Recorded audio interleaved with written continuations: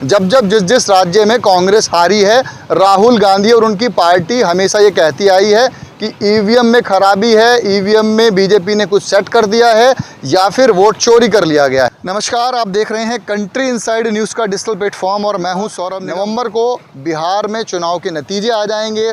उसको देखते हुए राहुल गांधी को लगने लगा है कि जिस तरह से महागठबंधन वर्सेस एनडीए चुनाव हो रहा है वो तो एक अलग बात है, मगर जिस तरह से नीतीश कुमार की बात करें, तेजस्वी यादव की बात करें, तेज प्रताप यादव की बात करें, चाहे प्रशांत किशोर की बात करें या अन्य कई बड़े नेता जो इस बार चुनावी मैदान में हैं, उनकी पॉपुलैरिटी बढ़ रही है, उनकी वोट बैंक बढ़ रहा है। जिस तरह से वो रैलियां कर रहे हैं, जिस तरह से परिपक्वता से, मैच्योरिटी से वो भाषण दे रहे हैं, उनसे दूर दूर तक भी राहुल गांधी का कोई नाता नहीं है।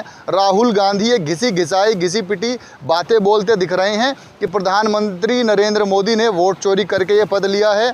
चाहे वो हरियाणा चुनाव की बात कर रहे हों, चाहे वो गुजरात की बात कर रहे हों, दिल्ली विधानसभा चुनाव की बात कर रहे हों जो कि हाल ही में कंप्लीट हुए हैं, उन सभी के ऊपर वो सवाल उठाते रहे हैं। तो आपको ये बता दें कि राहुल गांधी अभी तक मैच्योर नहीं हो पाए हैं। क्या वो दाढ़ी बला लेने से ही अपने आप को मैच्योर समझ रहे हैं, या वोट अधिकार यात्रा में जब इतने लंबे समय तक वो बिहार में रहे हैं, गांधी मैदान में उसका समापन करते हैं, उस भीड़ को देखकर भी वो मैच्योर नहीं हो पाए हैं। आपको बता दें कि जिस तरह से बिहार चुनाव प्रचार के दौरान वो मछुआरों से बात करने के लिए नाव पर बैठे थे, एकाएक वो पानी में और तालाब में कूद जाते हैं, उनके सिक्योरिटी गार्ड्स को कूदना पड़ता है।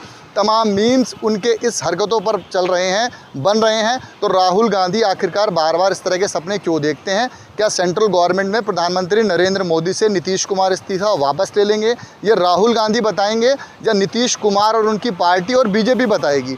ये समझने वाली बात है। मगर बड़ा बात यह है कि जिस तरह से राहुल गांधी बार बार प्रधानमंत्री नरेंद्र मोदी को कुछ कहते दिखे हैं, हाल ही में उनका बयान आया था कि प्रधानमंत्री नरेंद्र मोदी को सिर्फ वोट चाहिए और वो 200 वोट के लिए स्टेज पे चढ़ के नाच सकते हैं, भारतनाट्यम कर सकते हैं। तो क्या संवैधानिक पद पे, एक मर्यादित पद पे बैठे हुए, देश के सर्वोच्च पद पे बैठे हुए प्रधानमंत्री को इस प्रकार के बयान, प्रधानमंत्री के लिए इस तरह के अपशब्द बोलना, नाचने के लिए बोलना, वोट चोरी के लिए बोलना, या फिर भारतनाट्यम कर लेंगे स्टेज पे चढ़ के वोट के लिए, ऐसा बोलना राहुल गांधी को कहाँ तक शोभा देता है और उनकी पार्टी को कहाँ तक शोभा देता है? तो आपको बता दें कि राहुल गांधी ना तो मैच्योर हुए हैं, ना ही उनके भाषण में कोई मैच्योरिटी आई है, और ना ही वो इस बार बिहार में कोई करिश्मा करने जा रहे हैं। पहले चुनाव के चरण में जब चुनाव कंप्लीट हुए हैं, वोटर्स ने अपने वोट दे दिए हैं, तो राहुल गांधी को कहीं ना कहीं ये आभास हो गया है कि बिहार में राहुल गांधी और कांग्रेस की दाल इस बार भी नहीं गलने वाली है। इसीलिए वो आगे बगाहे इस तरह के बयान दे रहे हैं, चाहे वो प्रधानमंत्री को लेकर हो, ईवीएम को लेकर हो, वोट चोरी को लेकर हो, और चाहे वो केंद्र में बैठी सरकार को लेकर बड़ा बयान दे रहे हों कि नीतीश कुमार समर्थन वापस ले लेंगे। तो दर्शकों, आप ही बताइए कि राहुल गांधी दाढ़ी बढ़ा लेने से, वोट अधिकार यात्रा निकाल लेने से मैच्योर होंगे, या जो वो भाषण देते हैं लिखे लिखाए, या जो बातें वो करते हैं उससे मैच्योर होंगे?